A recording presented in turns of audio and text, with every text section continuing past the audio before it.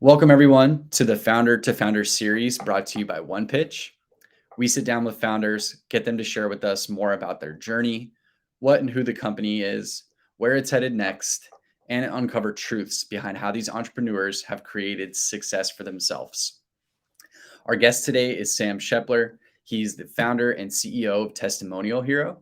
He is a second time founder who successfully exited his first company in 2016. He's also a venture partner with Next Gen Ventures, and he's here today to talk to us a little bit more about Testimonial Hero. So let's hear from him. Thanks so much for joining us, Sam. How you doing today? I'm doing great. Thanks for having me, Jared. Yeah, absolutely. It's a pleasure to chat with you. So let's get right into it. Tell us a little bit about Testimonial Hero, what you guys are about, who you service, all that stuff. Absolutely. So, our mission at Testimonial Hero is to make highest quality customer testimonial videos effortless. And it sounds simple, but if you think about it, it's actually, when things are high quality, they're typically not, fast and easy as well. And, for our customers, mostly, B2B companies, customer stories are so valuable to build trust, and ultimately that trust helps with a lot of things. It helps also close deals faster. So we that's something that we're passionate about, capturing these customer stories, creating them at a really high quality in a really easy way, and both in person and remotely for our customers. Very cool. And tell us, a little bit about some of the customers that you work with. I know we spoke a little bit before this, but for those who are listening and watching. We have about a little over 300 customers right now. Majority of them are, in the B2B companies mostly, and especially in B2B software. So, we work with HubSpot and DocuSign and UiPath, and as well as medium-sized companies as well. Um, and yeah, it's all focused on you know capturing those customer stories, so they can ultimately build the trust that they need to close deals faster. Mhm. Very cool, very cool. And I know we, again, briefly talked about before some of those customers that you guys work with who are in the PR space, and you mentioned that they're utilizing some of these videos for, their media outreach or for pitches and press releases. Can you share with us a little bit about some of those examples? Yeah, I think, one thing I've heard from our customers is that they get a lot of benefit from including a customer story in a press release, as well as pitching outlets and journalists, with that asset, Mhm. um, because at the end of the day, in my opinion, good PR and it's about helping. It's like, how can you help, the journalist and the media outlet win, right? And one way you Mhm. can do that is, have, really engaging video assets that go along with, with your story, right? So it's that win-win of, you're more likely to get your pitch accepted, and it's going to be a better story. It's also going to be more credible because you have that third party validation as well. And yeah, because anything that we say as marketers, it's kind of always going to be taken with a grain of salt. Yep. But when customers say it, and people love to hear from their peers, so it has that trust factor, that credibility factor, and it's also just frankly usually more interesting. Yeah, that's such a good point, and I think, you said validation, and then kind of also talked a little bit about how marketers aren't necessarily always believed, and that's an unfortunate thing because I think, for a lot of us, we try to lean towards telling the truth more often than not, but having that credibility and that trust from a real customer goes such a long way.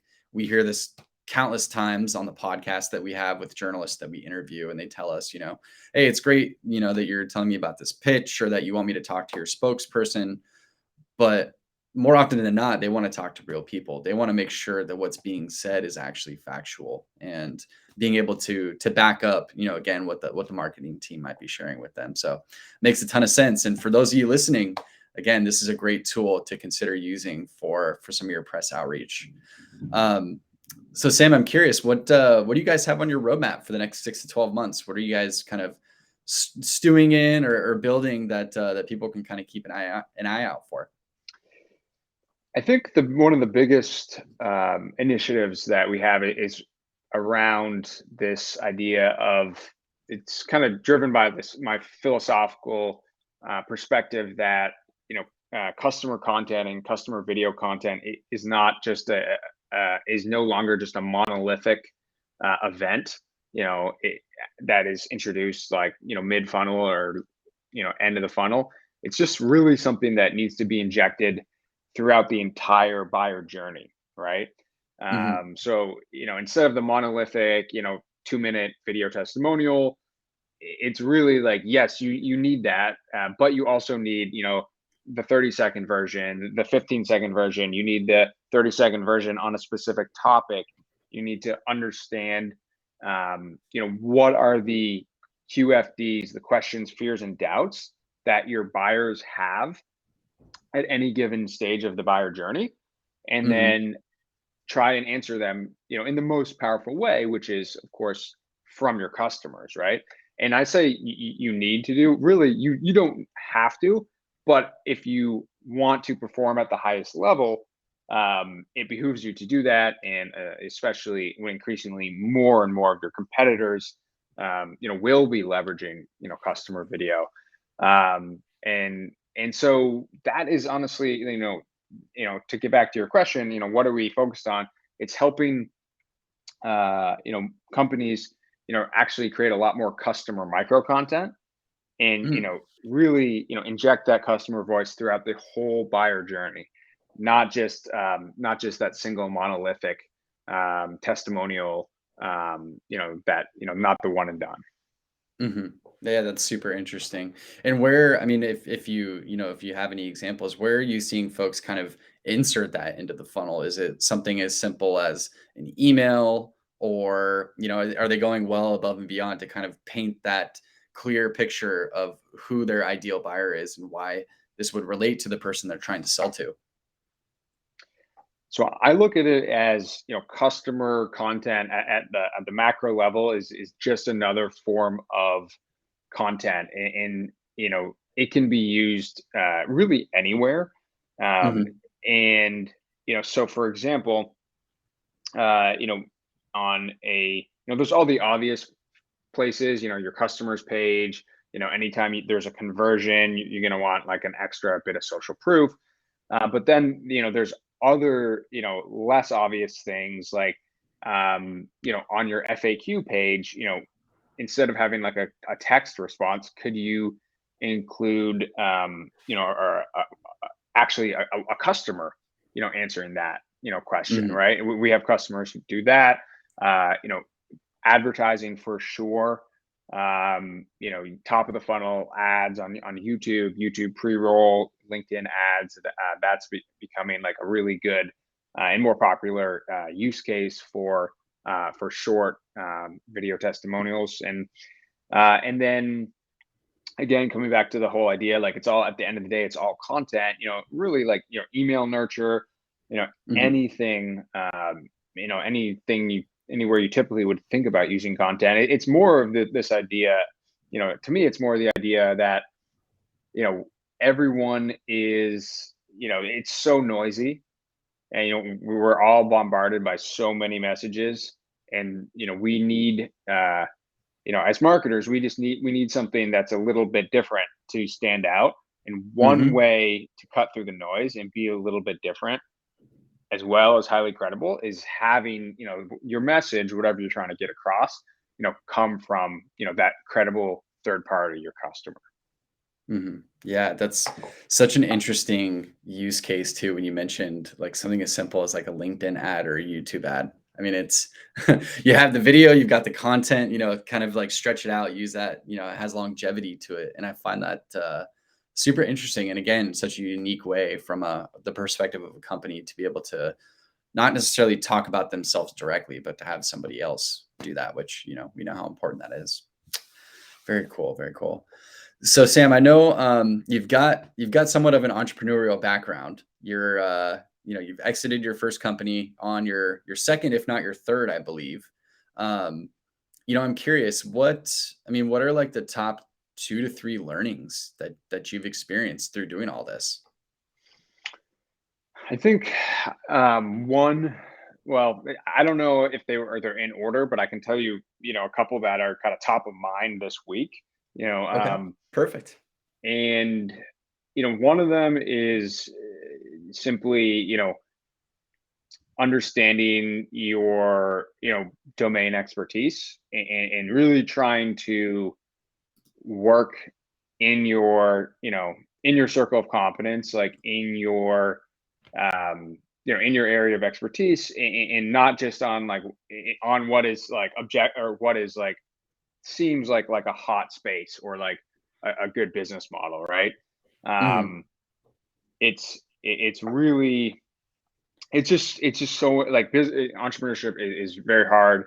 I love it. It's so rewarding, but let's be honest, like it's not easy, right? So like, mhm, uh, I think one of the best ways to make it easier is yeah, just figure out, what do you have domain expertise in, whether it's from, you worked at a job and you learned um XYZ, or for me, like I just happen to be really into, video production, and making videos. I was making snowboarding videos as a kid up in Vermont, and then I got into marketing, and sort of combine these things together. So it's like, uh, mhm, yeah, just you know, having a lot of experience, building some valuable skills, and then sort of figuring out how you can mash them together to kind of create, find your angle, right? Like that is always going to be way easier, as well as more fun than just kind of looking out and seeing, oh, like what's really hot right now.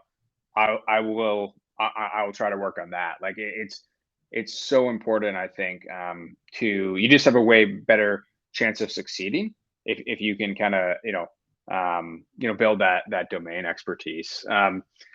Another thing I would say is like, um, just as you get going, well, for one, I think like, services are a really great way to get started. mhm, We're not a pure software company at all. Like we're, I would say, like a tech enabled service. So we have like some internal tools that we've only recently built. But yeah, we've have scaled up as like as a product as service, now becoming more of a tech enabled service. And I think that for a lot of people, service based businesses, are the easiest sort of like gateway, into entrepreneurship, and they might not be like the sexy ones you hear about on Twitter, or in TechCrunch, but mhm, you learn so much, and so I think that that would be another one, is like, don't be afraid of like services businesses, um, and yeah, just having the right people, attracting the right people. It's all about the team, no matter what, no matter what business you're in. I mhm, think people. It's never too early to have like a short list of core values. Um, that helps a ton with hiring. Uh, both for like attracting people, because everyone wants to know that what you stand for, and also for choosing which, making decisions on who to hire. Um, having a short, again, having a short mission statement, that means something, that's like, people can rally around, even early on, to attract people. Just like, people are so important, and like having real core values that actually aren't like just generic, and an actual real, mission statement that you're passionate about, mhm, puts you ahead of, like 75% of companies out there who either don't have any like, have any of those things, or they're just like generic boilerplate, right? So Yeah. That is something I think that, I mean, because it's so, at the end of the day, it's all about people. And then, just not giving up too. Like, you just like, it's just so critical to keep, working the problem, because Mhm. that's, at the end of the day, yeah, it's just so critical. Like, so many people give up, and that's also why, services can be key, because they can keep you going longer, right? Yeah, Yeah. especially if it's a lot harder to get to a sustainable software business, especially bootstrapped. It might take longer, so you can really, like, extend your runway with some services revenue or whatnot. I would say, like, that can be a really good thing as well. Mhm. I have to say that's like a 101 in entrepreneurship right there, Sam. Thanks for sharing all that. Appreciate it. Absolutely, yes. Awesome. Well, hey, that wraps up the interview for today, Sam. Thank you so much for joining us again. For those of you who are listening and watching, this is Sam Shepler. He's the founder CEO of Testimonial Hero. Go to their website, check them out, see what they're doing. Testimonialhero.com. And again, thanks so much for joining us, Sam. We appreciate it. Thanks, Jared. It's great to be here.